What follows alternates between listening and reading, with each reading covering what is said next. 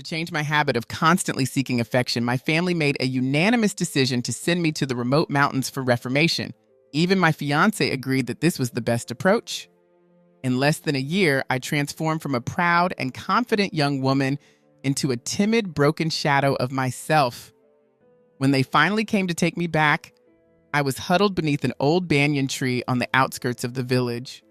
Mischievous children were throwing stones at me, and my face was streaked with blood.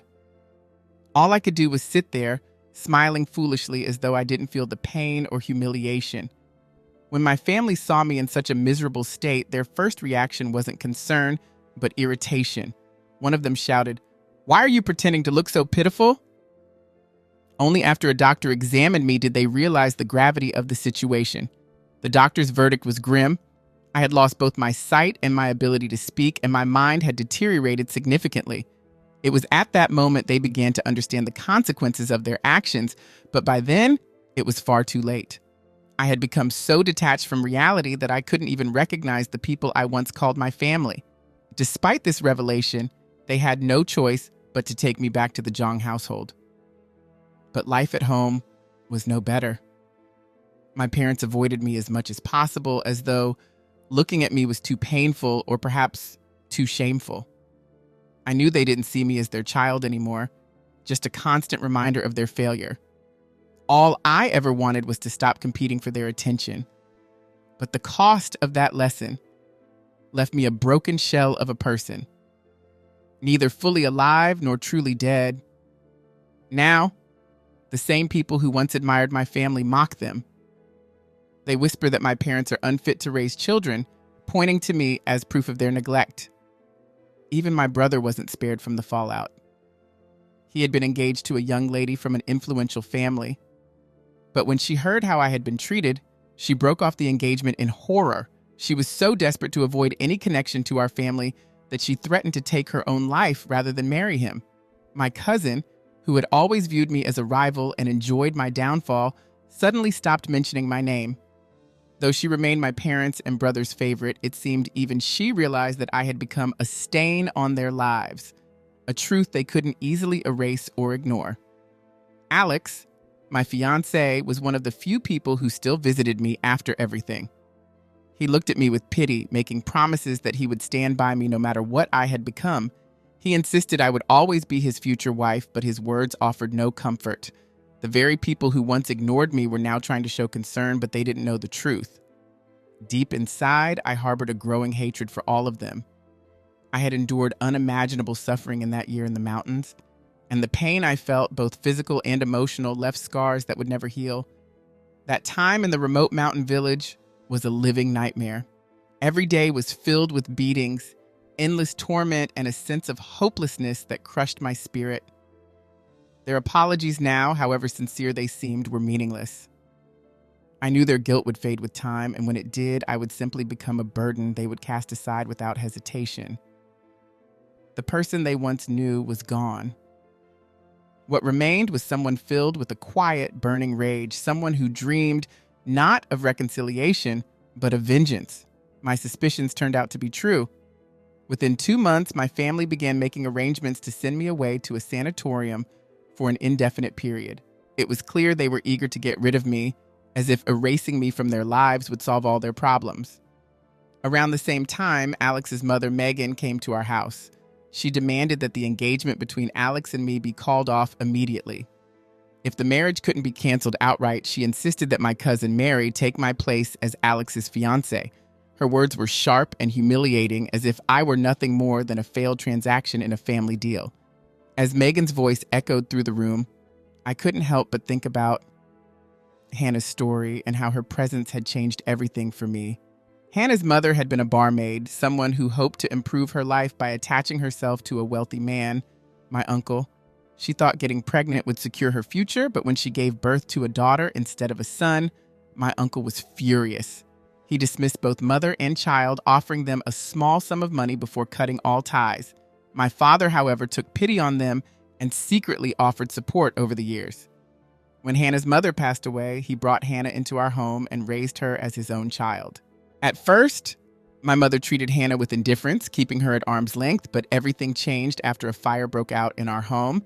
Hannah, without hesitation, ran through the flames to rescue my mother, crying out desperately for her aunt's safety.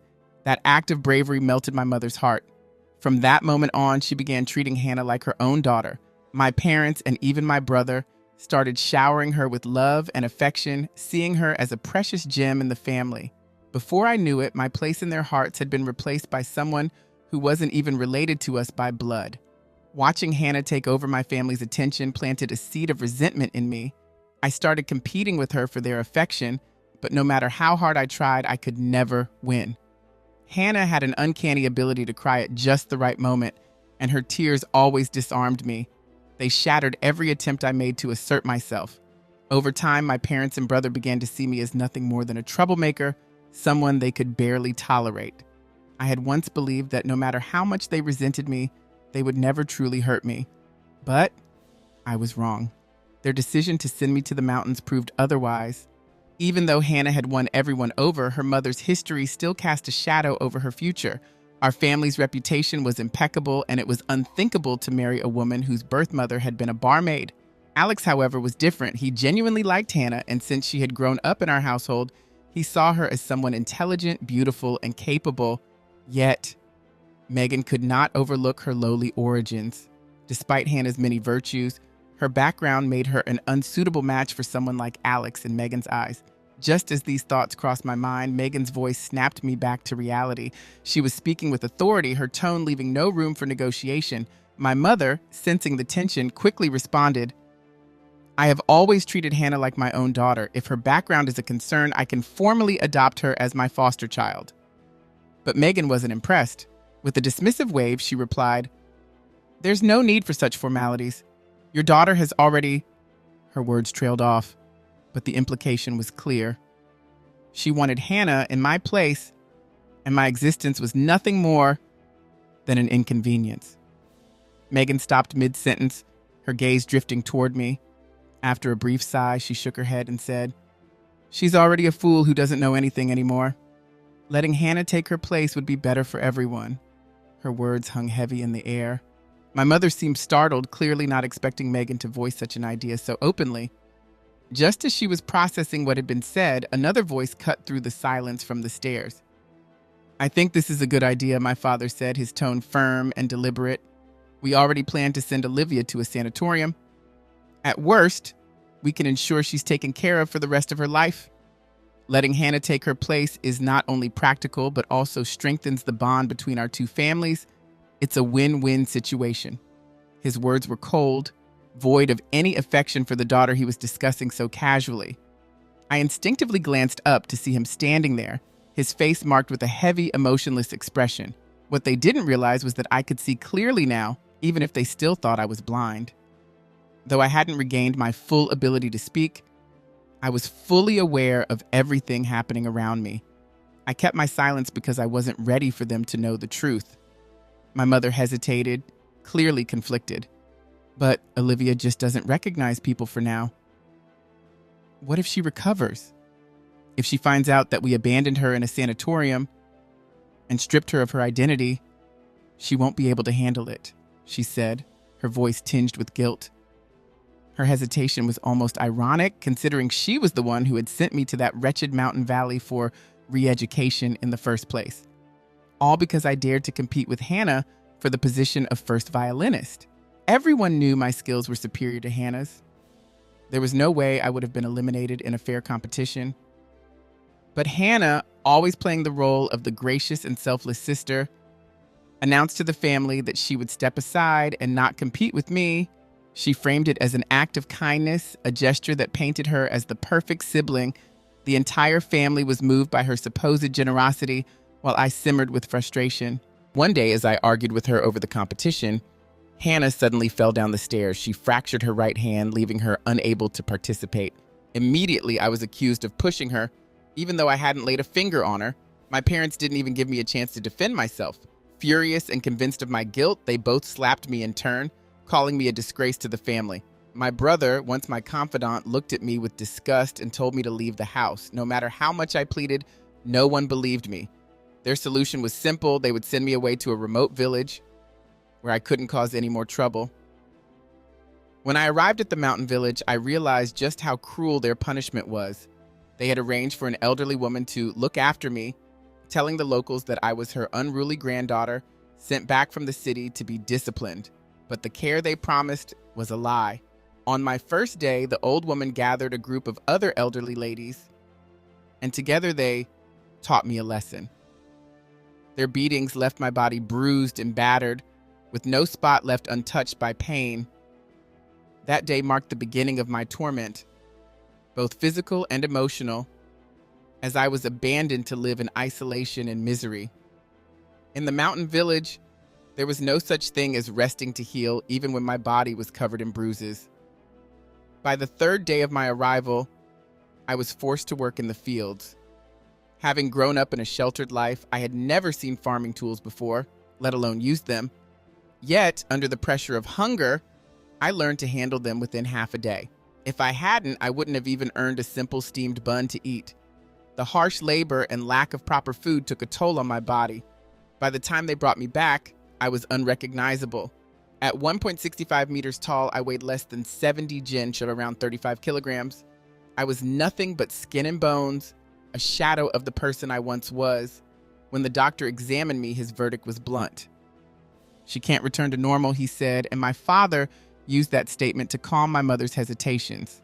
"See, there's no need to worry. She's beyond recovery," he said firmly. My mother looked troubled, clearly torn between guilt and resignation. Just then, Hannah's voice echoed from the doorway, soft and trembling with emotion. "Please don't be sad for me," she said, her words laced with tears. "I won't take Olivia's place. I know I'm not good enough." Her modesty, as always, worked like magic. My brother rushed to her side, his protective instincts kicking in. "Hannah, you're just as much a part of this family as Olivia," he said, trying to comfort her. But Hannah shook her head, tears streaming down her face. "It's different," she sobbed. "Ever since I was a child, I've been called a little bastard. Even Olivia joined in, spreading that name at school. My background has always been a source of shame. All I've ever wanted is to belong to a complete family." Her tears, flowing like delicate pear blossoms, seemed to melt everyone's hearts. My mother, unable to bear Hannah's pain, walked over and pulled her into a warm embrace. "Hannah," she said firmly, "from today onward, you are my biological daughter. No one will ever look down on you again." Then she added, "In 1 month, you'll get engaged to Alex, and it will be under Olivia's name." It was clear she had made up her mind. Hannah's face lit up with joy as she hugged my mother tightly. "Mom," she said sweetly, her voice filled with happiness. My mother smiled and gently stroked her hair, a loving gesture that made the moment seem picture perfect for everyone in the room. Everyone, that is, except me. I couldn't look away from the scene. My eyes were fixed on them, and the pain in my chest felt unbearable. My brother must have noticed because he walked over to me. His expression softened slightly as he studied my face, though a hint of disdain still lingered in his eyes. "This is karma," he said, his voice low and deliberate. "If you had been a little less jealous of Hannah and a bit more gracious, things wouldn't have come to this. But then again, you probably don't even understand what I'm saying anymore." He sighed as if the conversation was exhausting him. "Take care of yourself in the sanatorium. You're still a member of the Wan family and will ensure you're looked after for the rest of your life." Karma? Retribution? His words burned in my mind. They were the ones who had sent me into the mountains, where I was tormented beyond imagination. They were the ones who turned me into this, neither human nor ghost. Yet they had the audacity to act as though they were the victims of my misfortune. Their hypocrisy made me seethe with a quiet, burning anger, but I kept my emotions locked away, just as I had learned to do. For now, I would let them believe they had won. If you're enjoying the story so far, don't forget to hit that like button. Every click helps bring more amazing content like this to you. Also, make sure to subscribe so you never miss an update. Feel free to share this with your friends too. It's always great to connect over a good story. Your support truly means a lot. In the end, they brushed aside all the harm they had caused me with a single word: retribution. Their casual dismissal stung, but it also fueled my resolve. I couldn't afford to be soft-hearted anymore. That same night, chaos unfolded. A fire broke out in the kitchen, its flames spreading rapidly and consuming the nearby storage room. The blaze merged into a roaring inferno, swallowing the entire first floor in what seemed like moments. The air became thick with smoke, and the sound of crackling flames filled the house. By the time my parents woke up, the fire had already grown out of control. Smoke was seeping into every corner, and the heat was unbearable. They ran barefoot through the house, panic etched on their faces as they rushed to my brother's room and then to Hannah's. My brother woke immediately, but there was no response from Hannah's room. Frantic and terrified, my mother began pounding on her door, throwing herself against it until it finally gave way. Hannah, still groggy from sleep, was pulled out of her bed. Together, the four of them ran to the balcony on the second floor and leapt into the swimming pool below, escaping the flames. In all the chaos, no one came to check on me. My room was in the attic on the second floor, isolated from the rest of the family. Not a single voice called my name, and not a single footstep came toward my door. I was utterly forgotten. When the firefighters arrived and asked if anyone else was inside, my parents, standing safely by the pool with my brother and Hannah, shook their heads. "Everyone has escaped," they said without hesitation. Their words sealed my fate, or so it seemed. The only person who remembered me was the nanny. Tears streaming down her soot-streaked face, she ran to the firefighters, shouting, "There's still someone inside. My young lady is in the attic on the second floor. The fire on the first floor is too strong. I couldn't reach her. Please, you have to save her."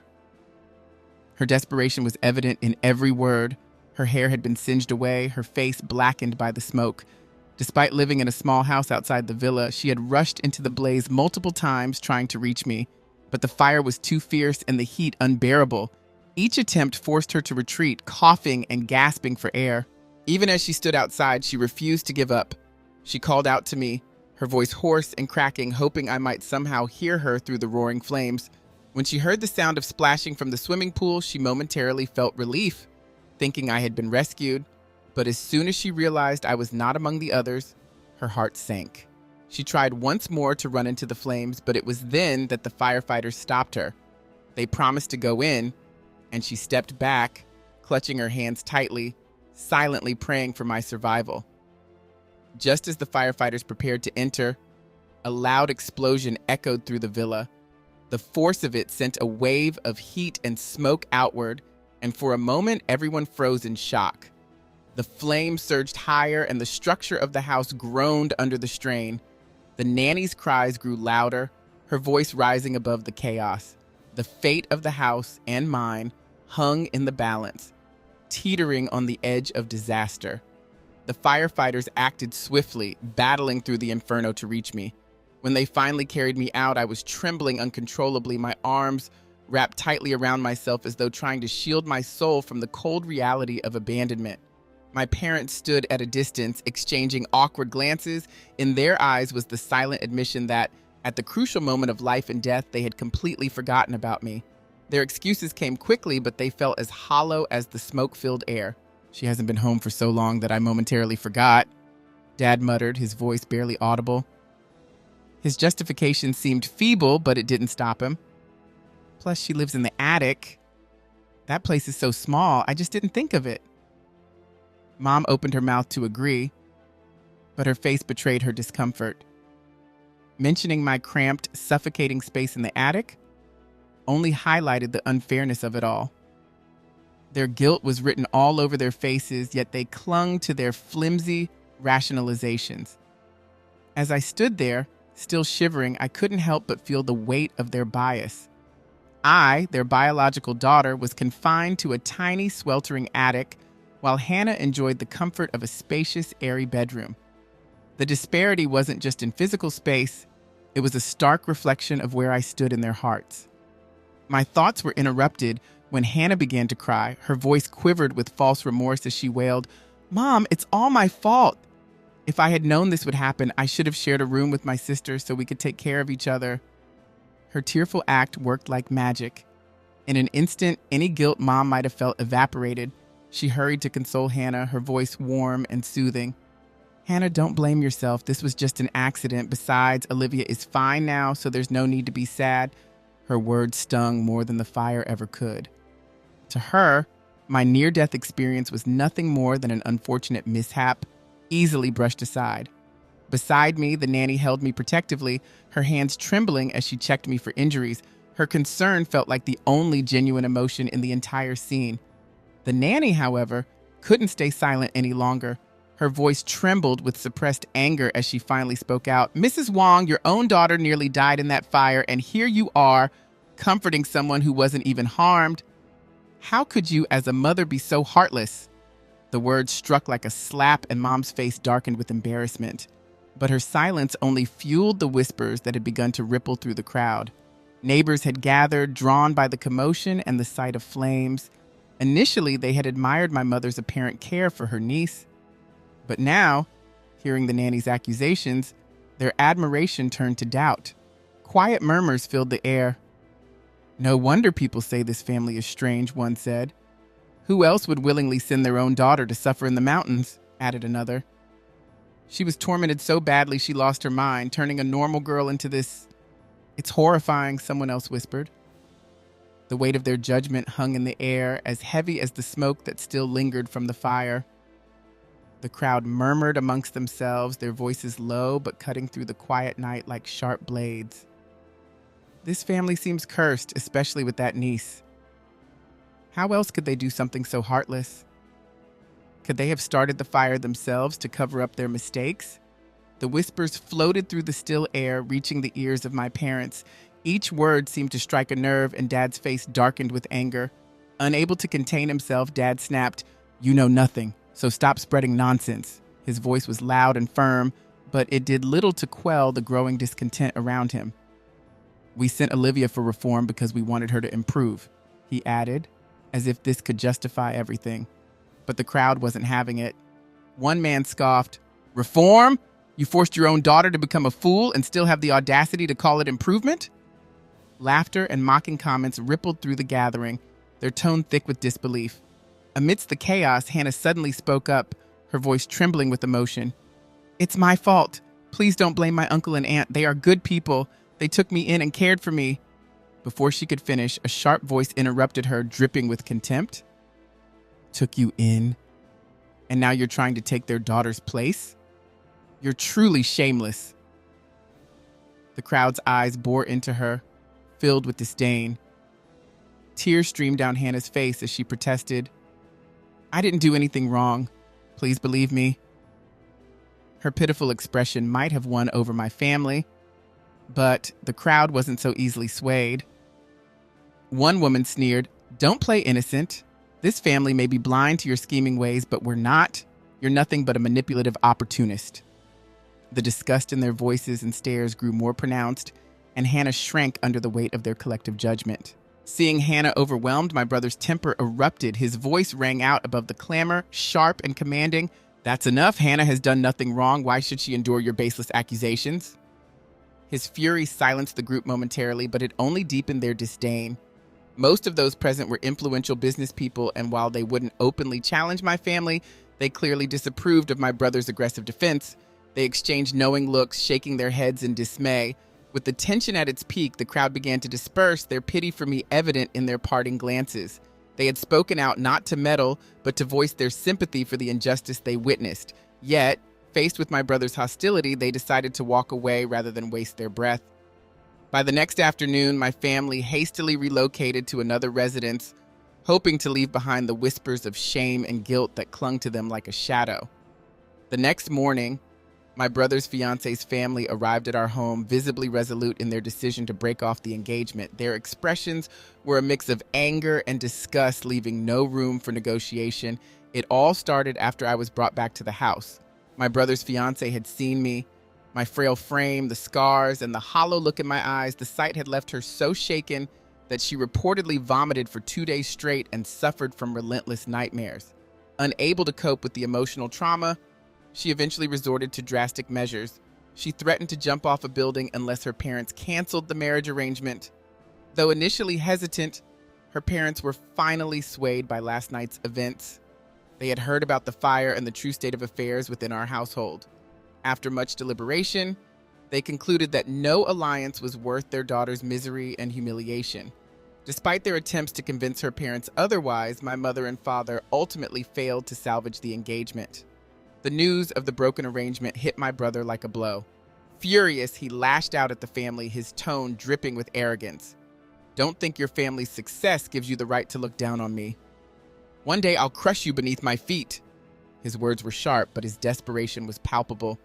The fiancé, however, was unimpressed. With a scornful sneer, she shot back, "Crush us? With what? Your foolishness? If it weren't for your grandfather's brilliance, you wouldn't even have the right to marry me. You're nothing without him." Her words were cutting, a brutal reminder of our family's declining fortunes.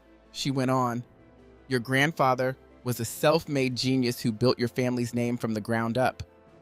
But your father and uncle, they squandered it all, splitting the estate and leading it into ruin." Her biting remarks left my brother visibly shaken, his pride reduced to rubble. His fists clenched tightly, but he had no retort. Deep down, he knew her words held truth. The engagement had been his best opportunity to secure a stable future, and now it was slipping away.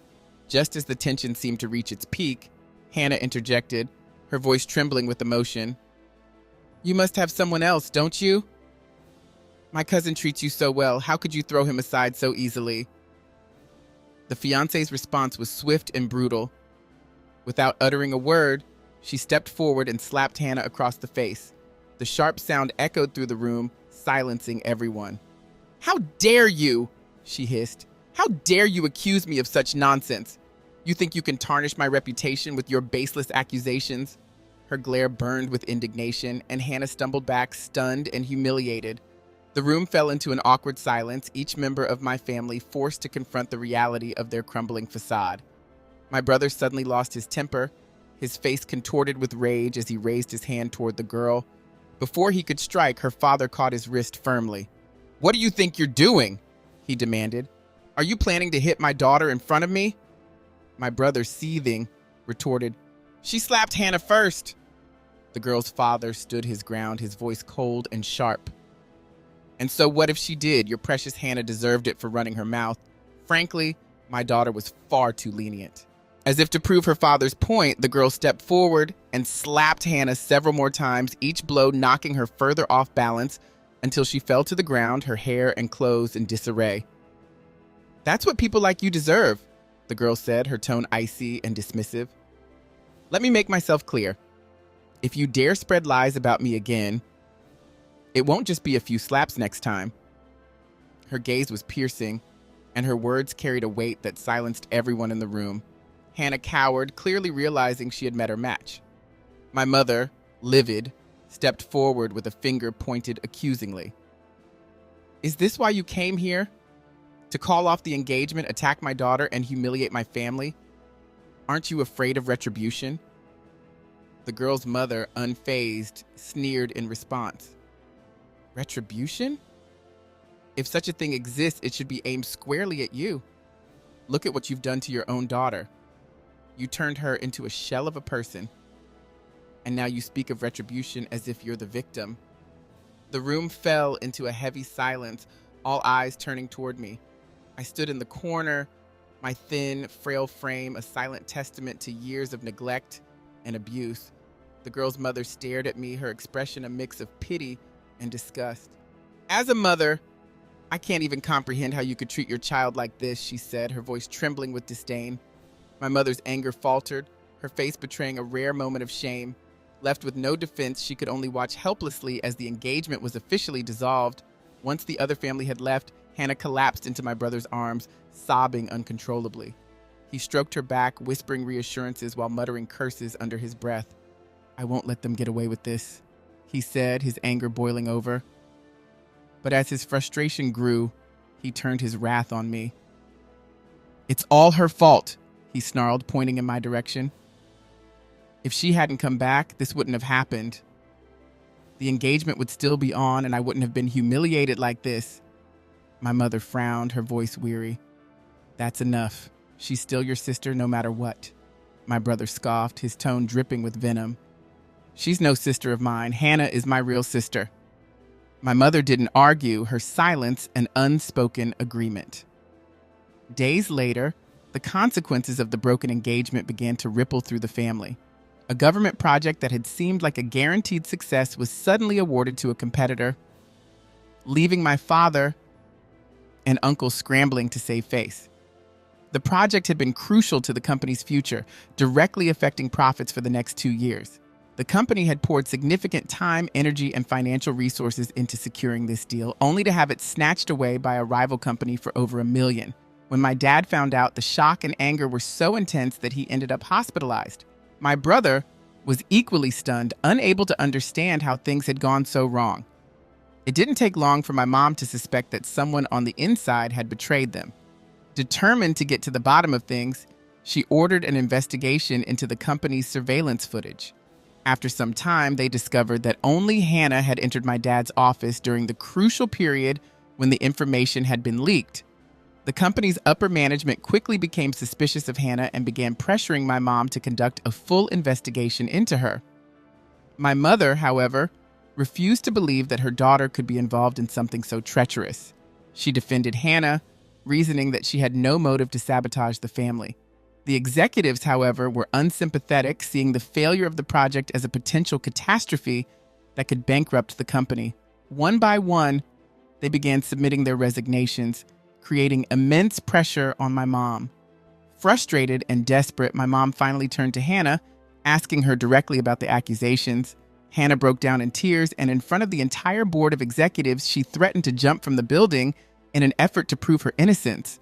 My mom's heart clenched with pain at the sight of her daughter in such despair, and she quickly urged her to calm down. But the damage was done. The executives saw this outburst as further evidence of instability within the family and the company, and their determination to resign only grew stronger. The next week, just before I was sent away to the sanatorium, Hannah approached me with a furious look on her face. She was pale, her eyes hollow from exhaustion, but there was a fire in her voice as she accused me of being the one who had stolen the documents from my dad's study. "You're not a fool at all," she shouted, her voice growing louder. "You took the documents and told the rival company everything, making us lose the project. You did it out of spite to ruin everything, didn't you?" I remained calm, staring out the window at the birds fluttering by. The sudden crash of Hannah's fist against the table startled the birds, making them scatter into the air, their wings fluttering. The sound of the impact shook the room, but I didn't flinch. Slowly, I turned my gaze back to her, locking eyes with her for the first time in a while. Her face went pale with surprise as she realized something. "You really can see," she whispered in disbelief. I cleared my throat and spoke in a quiet, hoarse voice. "I could see it last week," I said, glancing over at Hannah. "Didn't Aunt Lou tell you?" Outside the door, I could feel the tension between my mom, dad, and brother. A few days ago, Aunt Lou had been cheerful, wanting to talk to them about something, but they'd kept interrupting her, eventually scolding her. They told her, as the servant, she should stay in her place and not interfere with the family's matters. It seemed like Aunt Lou had been trying to warn them about something. I paused for a moment, watching Hannah's face closely before continuing. "So it was you who stole Dad's documents, wasn't it?" I said calmly. "But don't rush to convict me. I've got something else I want to ask you first. I've been secretly investigating this matter for quite a while, and yesterday, I finally got the answers I was looking for." Hannah looked nervous now, but I went on. "Your mother had an affair with my father. The reason your uncle doesn't want you isn't because you're a girl, but because he knows that your mother is unfaithful. And because of that, you aren't even his biological daughter." My voice wasn't loud, but I knew they could hear every word clearly. Hannah's face turned pale, and she seemed to be at a loss for words. "What are you talking about?" she asked, her voice trembling with confusion and fear. I raised an eyebrow. "You're eager to deny it, huh? You must know something about it, don't you?" I said.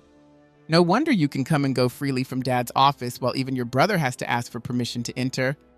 It's because Dad probably feels guilty towards you, isn't it?" I reached into my desk drawer and pulled out a paternity test report. "Here, take a look," I said, handing it to her. "I received this the day before yesterday. You're definitely my father's biological daughter.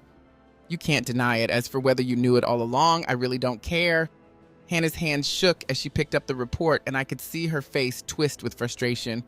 She tried to tear it up, but just then, her mother rushed in. Her mother snatched the paper from Hannah's hands, quickly glancing at it, and her gaze immediately landed on the part that confirmed their biological connection. She was so furious that she almost lost her balance and fell. Dad, panicked, tried to explain. "Honey, let me explain." But Mom interrupted him, slapping him hard across the face. "What is there to explain?" she screamed. "You've been deceiving me for over 20 years. Are you even human?" Dad, always so proud and high above others, stood there humiliated, unable to respond. His pride was shattered in front of the younger generation, and he angrily shouted at her, "Enough! Can you stop acting like a shrew?" Dad's voice rose in frustration. "If it weren't for you arguing with me all those years ago, making me feel terrible, I wouldn't have gone out drinking. And I definitely wouldn't have met that woman. She's so gentle and soft, any man would fall for her." Mom's face twisted in disbelief. "It's your fault, and now you're blaming me?" She shot back. "You lied to me, making me raise your illegitimate child for over 20 years, and now you have the nerve to act like it's my fault?" Mom's anger flared as she clutched her chest, gasping for breath.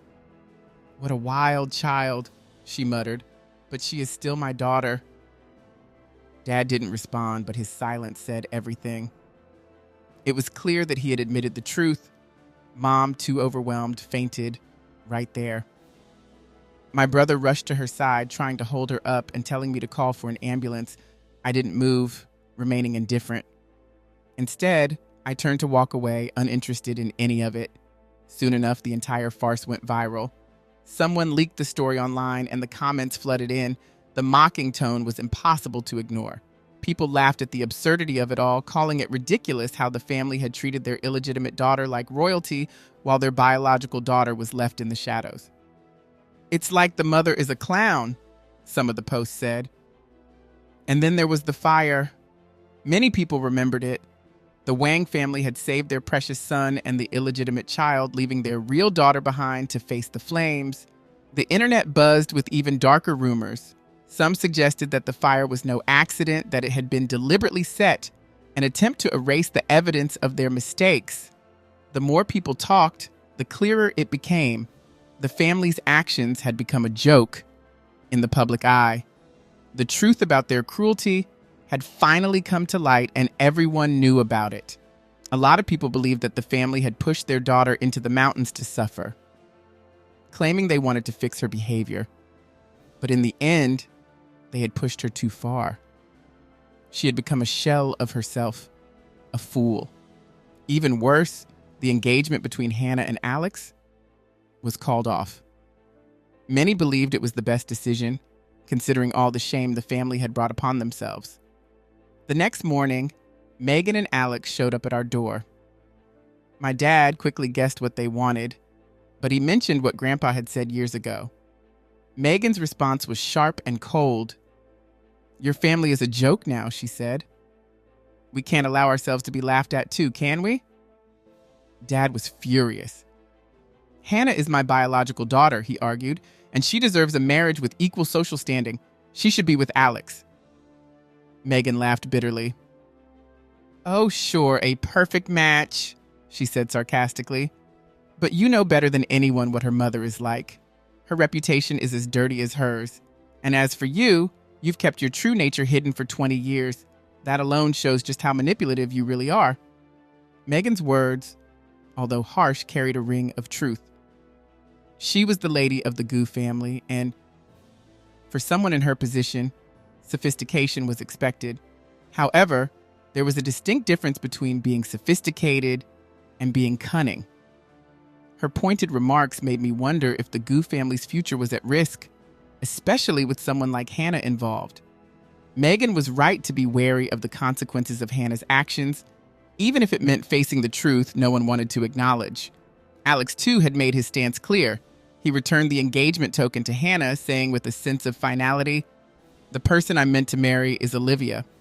Now that she has ended her connection with your family, our engagement is automatically nullified." Hannah was taken aback, utterly confused. "But you said you loved me," she questioned.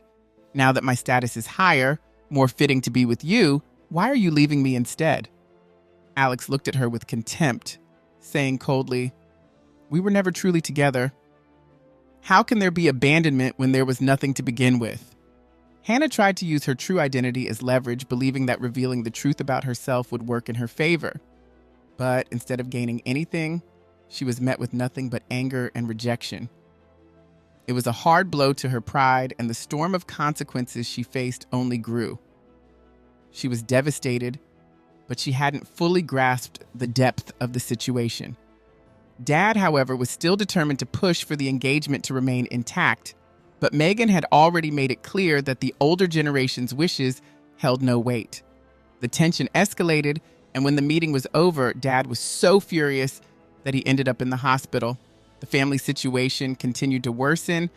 With the loss of several key executives and the mounting pressure from all sides, the company was on the verge of bankruptcy. My brother was struggling to manage everything on his own, and he couldn't stop the inevitable decline. Hannah, who had hoped to secure a position in the company, found herself shut out. For the first time, my brother refused her, his voice sharp as he told her, "You don't have the qualifications to work here." She had always played the role of the charming, manipulative person who got what she wanted, but her brother wasn't falling for it this time. Their argument became so intense that it nearly tore them apart. The truth was, my brother had always accepted Hannah as our uncle's daughter, taken in out of kindness. But when it came to the reality of her being Dad's illegitimate child, he couldn't bring himself to accept it. I had already distanced myself from the family, blocking everyone and leaving that house behind. Yet, my brother still sent someone to find me and deliver a letter. Inside the envelope was a bank card with $1 million and a letter filled with apologies. I didn't bother to read the letter, I simply burned it. As for the money, I couldn't help but notice how little it amounted to. Just $1 million. It was clear that the Wang family had fallen from grace. I would accept the money, but an apology from them? That I would never accept. After I left, my mother's behavior became erratic. She seemed to lose her grip on reality, running through the streets barefoot, calling my name over and over, apologizing to anyone who would listen. The media captured everything, but instead of feeling sorry for her, people just thought she had brought this upon herself. Many believed that her late regret wasn't worth much, almost like weeds in the grass, easily overlooked and discarded. It was as if the public had lost all empathy for her. Meanwhile, Hannah, still unable to secure a position at the company, went to her father, demanding that he arrange a place for her, insisting that she had a right to be part of it. In the past, Dad had always favored her, perhaps out of guilt or some misplaced affection.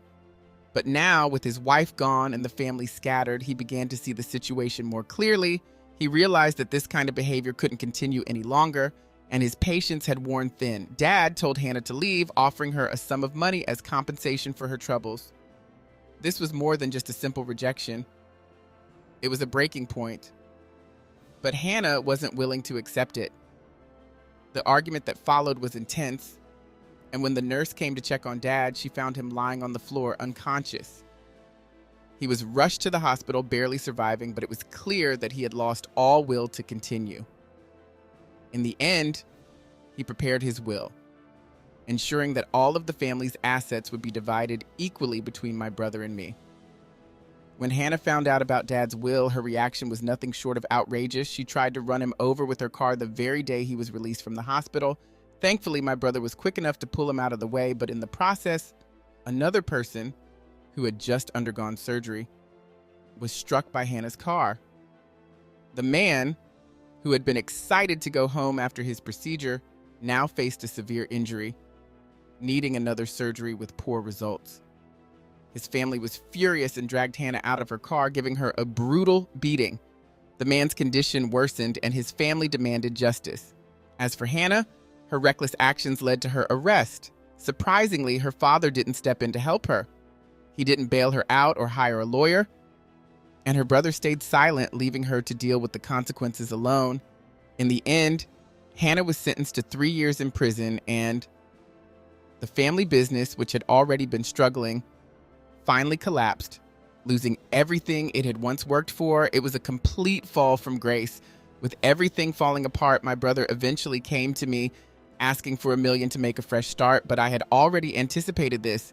I knew he would go back on his promises, so I left long before that. Now I find myself at the southernmost tip of my country, far away from all the chaos and deception that once surrounded me. It's strange how everything has unraveled, but I've never felt freer, even as everything around me crumbles. The place I live now is peaceful and beautiful, with both seas and mountains surrounding it. The air is fresh and the cost of living is low, which makes life here much easier. I opened a small coffee shop, and thanks to my talent for making delicious desserts, the business is doing well. Even though the past still haunts me in my dreams, I've learned to embrace the present with a smile.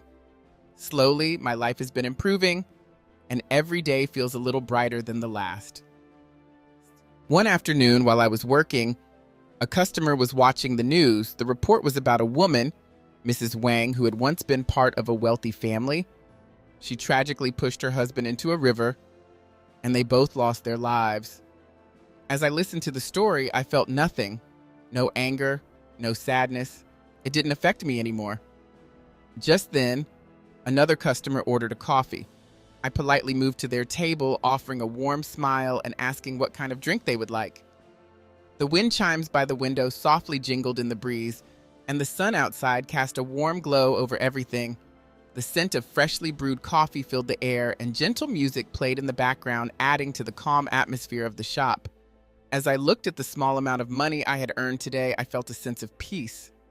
Life may be simple, but it's mine, and that's enough.